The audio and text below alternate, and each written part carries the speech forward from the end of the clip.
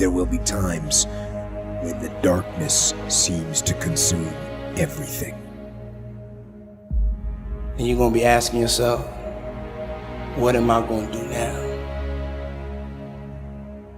What are you going to do now? But don't let it consume you. Don't let it consume you. Even in the darkest times, even in the strongest storms, even when the sun is blotted out and the world is falling apart, the darkness cannot extinguish your light. You. Your will. I got tired of losing. I got tired of coming up short. I got tired. I got tired of eating out of trash cans. I got tired of watching everybody else graduate. I got tired of seeing people ride first class. I got to go all the way to the back. I got tired. I hate it as much as you hate it. But the problem is I want it more than you want it. I got tired of giving 70 or 80% and not living the way I want to live. I see other people winning and I'm not winning. And I want to be a winner. And I'm tired. And I got tired, y'all. So I did something about it. I woke up every day and started grinding. I was tired. You got to get tired of losing. See, most people engage in low-life living, low-risk living. And so you want to begin to take some chances. You want to begin to challenge yourself and make it okay to fail and learn from your failures. Don't allow fear of failure and the allure, the attractiveness of playing it safe in life to draw you in. You can't get out of life alive. You got to die to leave. When you actually change the priorities of your nervous system, when you rewire yourself day in, day out, 5-6 days in a row in the environments we create, it lasts. You get huge change. And you see someone who's the best in the world at what they do. They're being rewarded in public for what they've practiced millions of times in private. You can't make a difference until you make a decision. So, some of you, man, you keep crying. You complaining about your job. You complaining about where you are financially. You complaining about your relationship. You complaining about your opportunities. You complaining. Shut up! Stop complaining and do me a favor. If you want to make a difference, all you got to do is one thing. This is how you get started. You want something different? Listen to me. All you got to do is make a decision. That's it.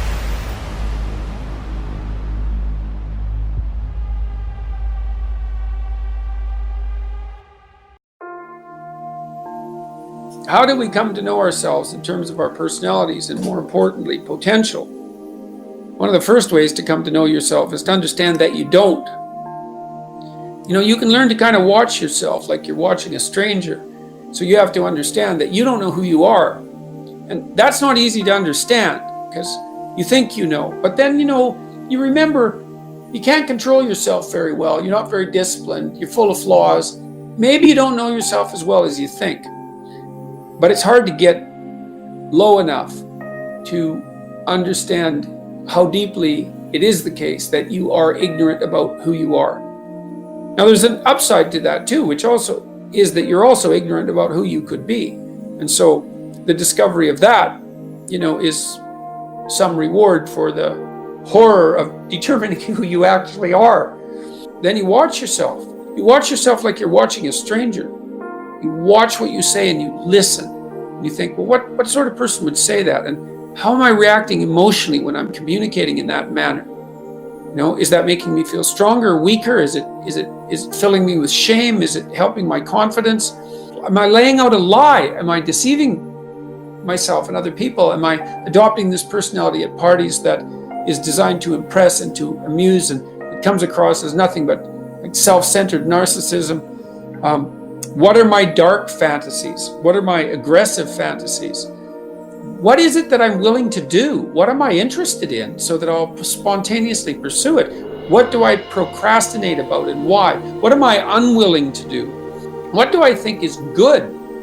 What do I congratulate myself for accomplishing? And what do I berate myself for failing to confront and to implement? Those are all incredibly complicated questions, and you don't know the answers to them. So that's the start. And then in terms of potential, well, you'll discover a little bit more about your potential as you discover who you are, especially the darker parts of yourself, because then you discover your potential for mayhem. There's some real utility in that, you know, a discovery that you're dangerous. It's such a useful discovery. It's actually something that strengthens you, because the first thing that a realization like that can in fact produce is the ambition to incorporate that danger into a higher order personality. And that can make you implacable. That can make you someone who can say no when you need to say no. You know, that can make you someone who won't avoid necessary conflict. And so that's unbelievably useful. And so that's one of the potentials that you might discover. How can we explain that impatience of the young? Maybe it's because when you're a teenager or in your early 20s, 1 year seems like a very long time. 5 years seems like forever, and 10 years is almost more than you can possibly imagine. But more mature individuals can actually look back 10 or 20 or even 30 years. And they can use the knowledge they've gained to create patience and a sense of perspective. A patient man is always richer than the impatient one because the patient man can always afford to wait. The patient man is never desperate. The patient man has time to spare, while the man in a hurry is always on the verge of bankruptcy as far as time is concerned. In any situation you can think of, impatience is a source of weakness and fear, while patience is substance and strength. If you can only see the short term, if you can only think in terms of the here and now, then you are like a man with one eye. You can't judge distances. You live in a world that's flat and two-dimensional. In other words, the impatient person lacks all sense of perspective. Perspective lets you measure your plans and current events against things that have already occurred, and also against your desires and aspirations for the future. Then and now, here and there, near and far, need and know, watch and wait. These are the dual optics that allow the patient man to see in stereo, where the nearsighted person sees only the present, or the dreamer sees only an imaginary future, and more likely than not, trips over his mistakes trying to get there. If you're in a hurry, if you need to see results tomorrow, you're putting a lot of pressure on everybody, and there's likely to be a great deal of disappointment. But if you can afford to wait, you can ride out the hard times and eventually realize a profit. The odd thing is, sometimes waiting for years is easier than it is to wait for a few days or even a few minutes. The best gift you can give yourself is to find something that motivates you. Find something that motivates you. Turn that motivation into drive. Once you're driven, you can then push yourself very far. But the biggest gift you can give somebody is that they see your drive. They see your passion to become better. And then you can pass along that gift that you have given yourself onto someone else to be better. That's the best gift you can give somebody. And, you know, most of us in life, we work so hard for things. We think life's going to be a certain way, but as you're going to discover, life is never a straight line. You know, we're taught that. We think life is just, I'm going to go from here to there. But if you look in nature, you never see a straight line in real nature. If it's a straight line, a human built it. So it's a process of evolving, of growing, dropping back, growing, dropping back. And challenges are what really grow us. A good book is only ever a book that you're reading at the right moment, and the right moment is going to be a bizarre confluence of needs and also a readiness to grow in a certain direction. I mean, there are moments in our life where somebody will tell you something and you're in inverted commas, not ready to hear it.